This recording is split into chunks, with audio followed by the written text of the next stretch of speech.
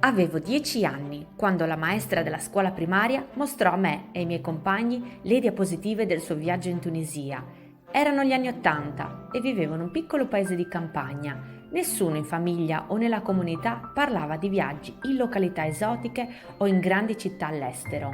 Chi viaggiava andava a trovare parenti lontani e le vacanze estive si facevano al mare o alla montagna, le più vicine a casa. Quando vidi proiettate sul muro della scuola le immagini del deserto, con le sue onde di sabbia color ocra, gli uomini con i turbanti bianchi a fianco a cammelli enormi, capii: da grande viaggerò. Un proposito che non ho mai abbandonato e tutte le mie scelte di vita si sono poi focalizzate verso questo obiettivo. Con i miei mezzi e le mie possibilità ho potuto viaggiare, ma non sono certo una di quei blogger o vlogger che hanno abbandonato tutto per realizzare una vita alternativa e in continuo movimento. Non tutti siamo fatti per rinunciare alla stabilità che ci può dare una famiglia, una comunità o un posto dove abitare. Io ho cercato un equilibrio tra queste cose e il continuo desiderio di esplorare il mondo.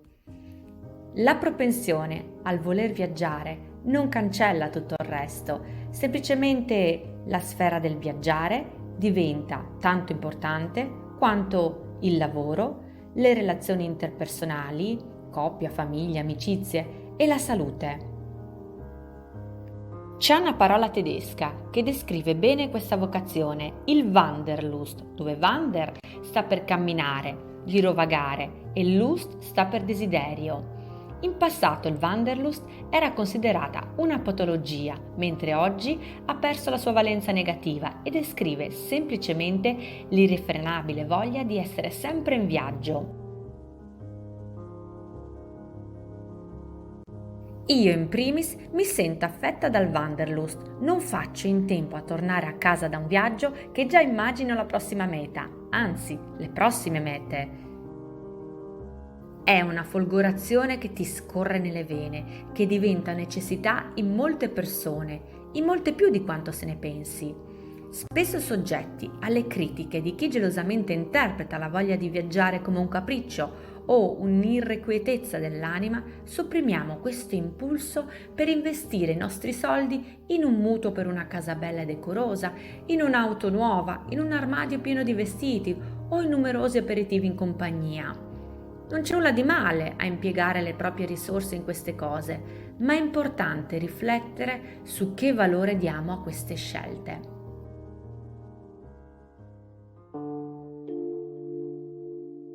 Quanto è importante per te viaggiare? Quanto ti appaga? Le rinunce generano frustrazione e capire il valore che ha per te una certa passione aiuta a indirizzarti verso scelte più consapevoli e più vicine alla tua vera essenza.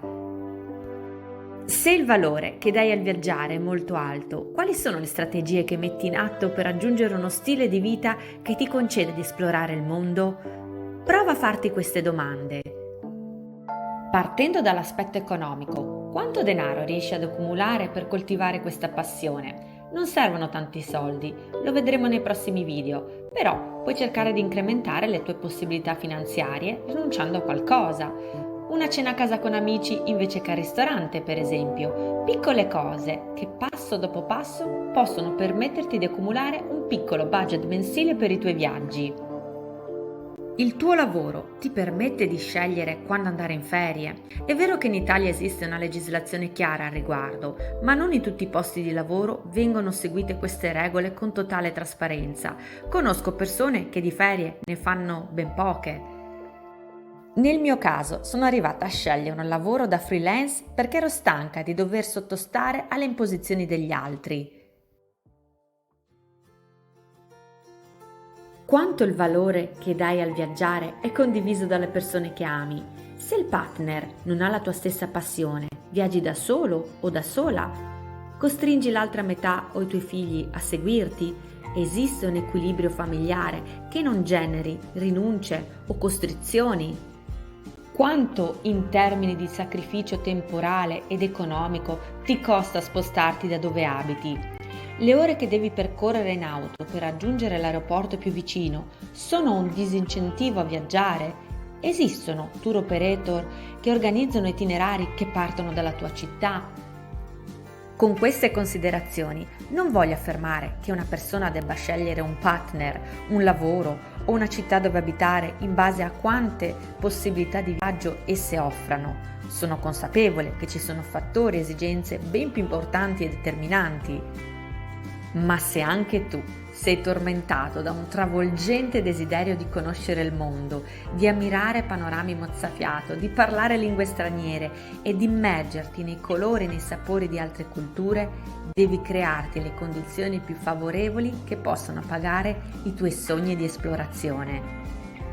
In poche parole, fai le scelte che ti rendano felice.